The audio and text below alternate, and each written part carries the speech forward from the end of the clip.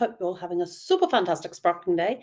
Welcome to Porch Light Letters podcast number 2292, Shaking Things Out. So it has been a really cool day so far. I had a really good conversation. We had a video chat with my youngest brother and his wife, and I have not yet met his wife in person. We have chatted backwards and forwards and done video and done calls and video chats. So it's going to be exciting to get to meet her in person soon and get a big hug from my youngest brother. Can't wait for that one. He always gives good hugs. So I had a really good chat with her. Oh, and I got to meet on the camera their 1-year-old. So it was my newest nephew. He was very, very cute. Very interested in everything, kept turning the camera off on her phone. So the things that babies normally do. Then after that, I had emptied out my suitcase number 3. Suitcase number 4 needed a little more attention because when we opened it, there was this black stuff across everything inside the suitcase. And I thought, that's really weird. Where did that come from? And couldn't figure it out. And then my brother pointed out that there's a fabric piece that goes around the inside of the suitcase, just inside the zipper, that had disintegrated. And it had spread it all over the thing. And it wasn't just on the top piece. It was also on the body of the thing. So last night when we discovered that, I thought, I ain't dealing with that tonight. So that got dealt with today. Went to move the bag by the sliding door to the patio and set up a drying rack on the patio and basically shook everything out, pinned it up on the drying rack just so the breeze could get it and blow off anything else that we might have missed. We also had a clothes brush out there, so I was doing that as well. And just brought everything in. And so now that task is done. And I looked at the time and went, podcast time. So today has been all about settling in. My parents left for a couple of hours to go and deliver Meals on Wheels. And I've just been here just pottering around doing things. They came back, we had lunch. We're planning our first trip up to see my youngest brother.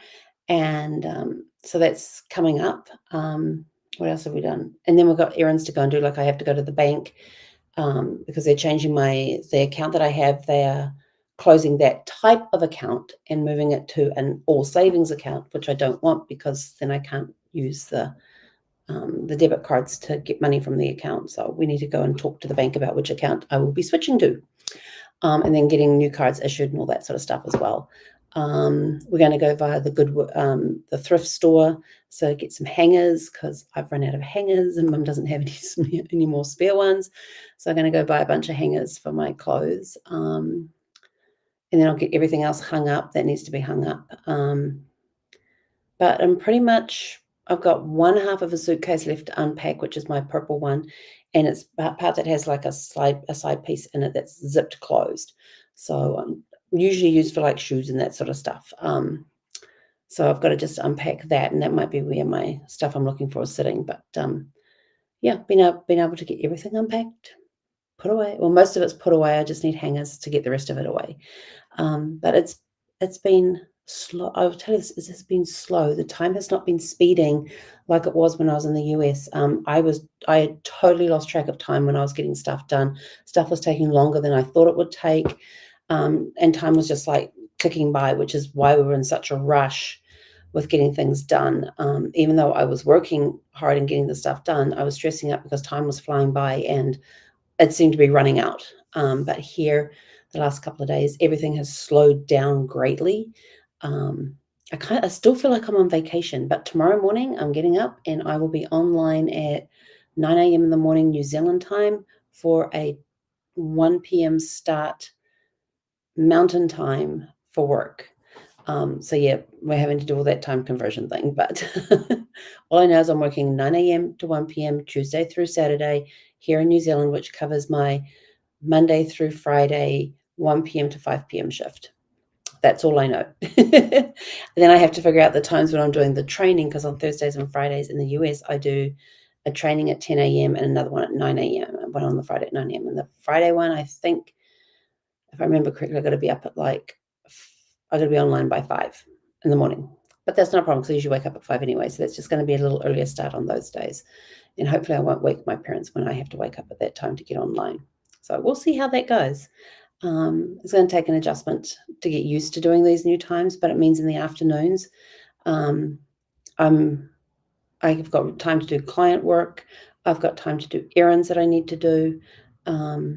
Yeah, it's like the work stuff is all out of the way by lunchtime, and then the rest of the day is open to doing client work and business stuff and any local errands that I need to do. Like if we're going out looking at rental properties, if we're going out and buying bits and pieces for the rental property when I get it, just that sort of stuff. But the cool part is I have Sunday, Mondays off. That's my weekend. So I'm looking forward to those. But that's basically all we've been doing today. It's again just settling in, getting used to things. It still hasn't really hit me that I'm now living here. And I don't have to get on a plane anytime soon. I don't have to get on a plane until April next year to come over for a cruise that I'm doing, and then going down to Cabo for my nephew's wedding. So that's, any other trips I do in between will be somewhere around the country, visit family and friends and that sort of thing. So with that, we're kind of out of here. Oh, hang on, I got questions for you. I got reflection questions for you. Like, what am I still carrying that needs to be shaken out before I settle in? How do I create space for clarity when things feel messy or unexpected? What small wins remind me I'm making progress, even if it's slow? And how can I prepare myself to return to routine while still honoring the transition? So there's some good reflection questions on there. It doesn't matter if you're physically moving locations or if you are transitioning from one phase of life to the next phase of life, if you're starting a new chapter, whatever, starting a new business, whatever it is, there's a transition time. There's a time to shake things out before you can settle in. So just go through those questions and ask yourself those questions and find out where you are. And with that, we are out of here. Go out, have a super fantastic sparkling day. I will tell you, it is really weird doing this in the middle of the afternoon. I looked at the clock and it was after 3 o'clock, and I was like, oh no, I got to go do my live. And we'll be back tomorrow evening at 6 p.m. Pacific time. I'll try and get here on time. I promise I will try. So go out, have a super fantastic sparkling evening. Hey, konera.